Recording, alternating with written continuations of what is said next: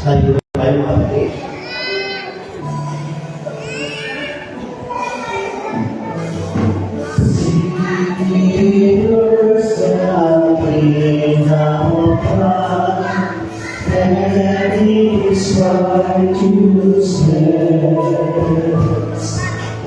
And all this is shall be added unto you. Hallelujah,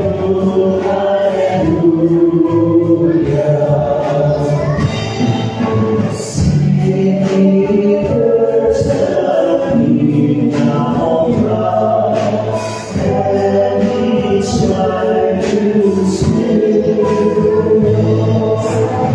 And all this is shall be added unto you. Hallelujah, hallelujah. Tayo po manalangin sa kanyang Ama, ng Anak, ng Espiritu Santo. Amen. Diyos ang mga kapangyarihan, nagpupuri at papasalamat kami sa iyong walang tigil na karapatan at kabutihan sa bawat isa. O Diyos, maraming salamat at kami tinakway niyo sa 35 taon ng pagkakatag ng gawain dito sa parokya ng Pagkikito Holy Rosary. Kung patuloy mo sa ahan, gabayan ng ingatan ang lahat na nandito sa simbahan ito, lalo na yung mga darating pa, ay patuloy po bigyan ng iwanan patungo dito sa taong ito. Kaya patuloy po gamitin ang yung lingkod, mightily, boldly, powerfully, and effectively, at patuloy mo kami samahan, ingatan at gabayan sa kanan ng aming Panginoon sa Kristo ng Nazaret. Amen and amen. Sa kanan ng Ama, kanan ng Espiritu Santo. Amen at amen. Palakpakan po natin ang buhay ng Diyos. At napakaganda ang Disyerto dito sa simbahan sa April 35 years ang makakakagad ng gawain. At dahil 35 years na po tayo, ay babasahin ko po ang ating pagbasa ano po sa tema ng ating paglilibang. Kukunin po natin sa aklat ng mga awit, kabanatang 6 na po, simula po ng talata hanggang 3. At mamaya kukunin ko po ang pinakasusi talata sa chapter 103, verse 8. Aming kabanatang 6 na po, unang talata hanggang 3. Kami iyong tinakwi, O Diyos, kami ay nilupi. Kami sana'y balikan mo, kung ikaw man ay nagalit. Yaong lupang sinatan mo'y nanginginig na lupain, bago lubos na nawasak, gamutin mo pag-ibig. Labis na ang paghihirap nito, itong iyong mga lingkod, lasing kami naunang sa anak na iyong duglot. Pagpalan po ang aking buhay ng Diyos sa pagkakabasa ng salita ng Diyos. Sige po, palakpakan po natin ang malakas sa Panginoon. Marami po kayo po. Isang pinagpa ng hapon po sa inyo lahat. At napakahina. Pinagpa ng hapon po sa inyo lahat. At bago po kayo patuloy, meron pong dagdag na katuwang Vicario of Santo in the lower part sa katauhan ni Sister LCD. Kayo po kayo, Sister LCD, at kawo po kayo sa lahat na nandito sa parokya. Palakpakan natin si Sister LCD. Siya po ang kapatid, siya po ang hahalili sa iniwang trabaho ni Sister Edna Magdana. At ngayon po, dahil po anibersaryo, this is my inspirational message for 35th anniversary. At kukunin ko po sa pinakasusing talata ng ating binasa. Pupunin ko po sa Psalm chapter 103 verse 8. Kaya ganda ng kalooban, mahamagin itong Diyos, kung magalit ay kakayan, kung umibig naman ni Diyos. Now, tapunarin ko po ang itong inspiring message nito, pangangalasan ko, the blessing of God's mercy. Ang pagpapala ng habagan ng Diyos. May mga sandali sa ating buhay na tila iniiwan na tayo ng Diyos. Tayo'y nasasaktan, tayo'y naging talunan, at tila tayo'y pinarusakan. So sa lahat ng awing kawalaan na po ay isang panalangin ng pagdadalanghain. Lahat tayo ay dapat nakaanas ng pinatawag ng pagdadalanghain. Subalit, ito'y niloob ng Diyos para tayong lahat ay maranasan ang kanyang tunay na pagmamahal. Amen? Ngunit sa likod nito ay may matibay na pag-asa.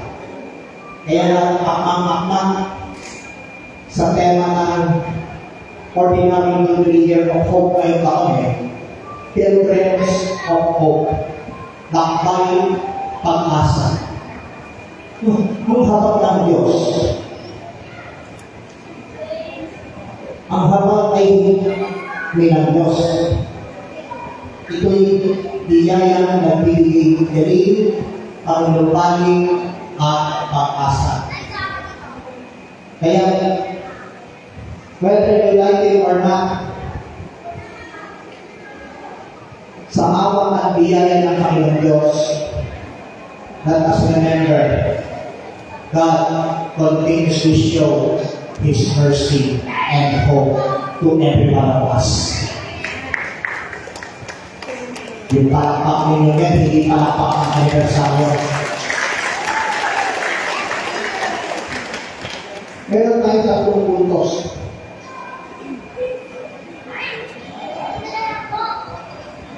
Okay. Sibilisan ko na po sa papasok natin yung mga nagdadasal ng rosary. So, ang unang punto, God's mercy does not abandon us. Maliwanag kasi namin ng verse 1 ng Psalm chapter 16. Kahit parang pinalikuran tayo ng Diyos, ang kanyang habag ay gumagawa pa rin.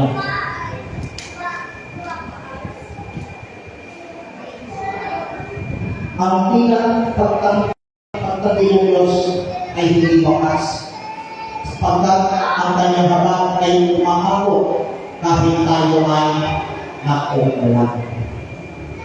Lahat tayo nakukulang dahil sa pagkalikot namin kay Yahweh Al-Shaddai. At kahit ano man ang ating gawin, magkasama tayo. Kasamahan tayo at iingatan tayo ng ating dakilang Diyos na si Yahweh El-Shaddai. Amen? Purihin natin ang buhay ng Diyos. Now, pangalawa, God's mercy heals what is broken. Inihipon tayo ng habag ng Diyos sa bagay na ikasisira ng ating damdamin. Ang habag ng Diyos ay kapangyarihan ng papagaling.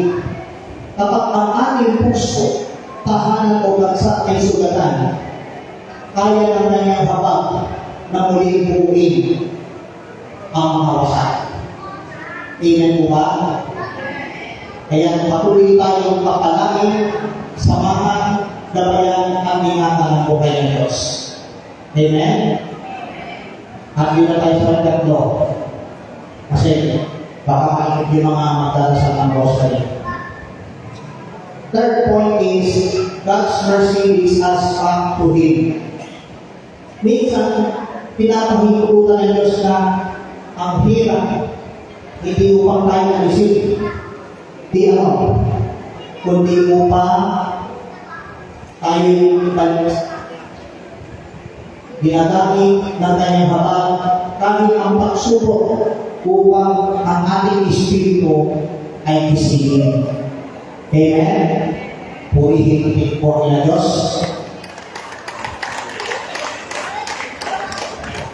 So, di na tayo magmumugod kasi magkaalas 5 na lang. So, ang habag ng Diyos ay hindi pa sa kawalan. Ito ay araw-araw na biyaya na nagpapagaling, nagsasaulit, at muling maglalapit sa atin, sa Kanya. Gaya ng salmista, marami tayong sugatan, ngunit laging may pag-asa sa habag ng Diyos. At ito ang hamon ng Panginoon sa atin ngayong ika-35 taon. Ikaw ba'y nakaramdam ng layo o sugat sa puso? Hayaan mo ang habag ng Diyos ang magpapanumbalik sa iyo ngayong oras na ito. Purihin ang buhay na Diyos. Purihin ang ating Panginoon. Sa iyong lahat, isang pinagpalang ika-35 taon at papalangin tayo ng Panginoon. Tumingin po tayo at umawin tayo ang awitin kay Ganda ng kalooban.